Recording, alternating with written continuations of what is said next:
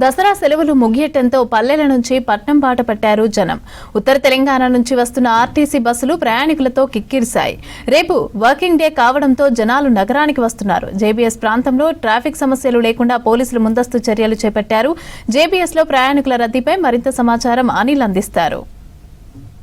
ముగించుకొని పల్లెల నుండి తిరుగు ప్రయాణమయ్యారు పట్టణానికి. సో హైదరాబాద్ నగరంలోని జేబీఎస్ ఉత్తర తెలంగాణ నుంచి ఎక్కువగా పబ్లిక్ ఇక్కడ నుండే వెళ్తుంటారు, ఇక్కడికే వస్తుంటారు. సో ప్రజెంట్ నేను జేబీఎస్ వద్ద ఉన్నాను.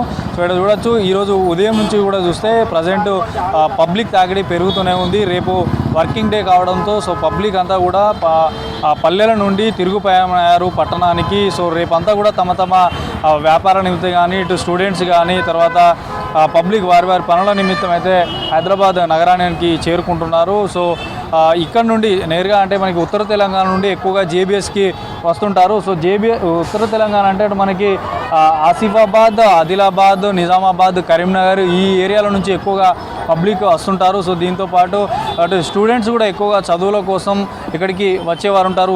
అంతా పండుగలకు వెళ్ళి దసరా సెలవులు ఎంజాయ్ చేసి సో వస్తున్నారు. అయితే మనకి నిన్న మొన్న అడపదడప ఉండే ఇటు శుక్రవారం పండుగ తెల్లారి ఏదైతే శుక్రవారం కానీ శనివారం కానీ కొంత మేరకు పబ్లిక్ సిటీకి వచ్చినటువంటి పరిస్థితి ఉండే. కానీ ఈ 2 రోజులు మళ్ళీ హాలిడే ఉంటుంది కాబట్టి సాటర్డే సండే హాలిడే ఉంటుంది కాబట్టి ఎక్కువగా ఐటీ కారిడార్తో పాటు మరికొన్ని ఆఫీసులకు కూడా సెలవులు ఉండడంతో సో మొత్తానికి రేపు అందరూ కూడా ఈ వర్కింగ్ డే ఉంటుంది కాబట్టి సో సెలవులు కూడా ముగుస్తాయి.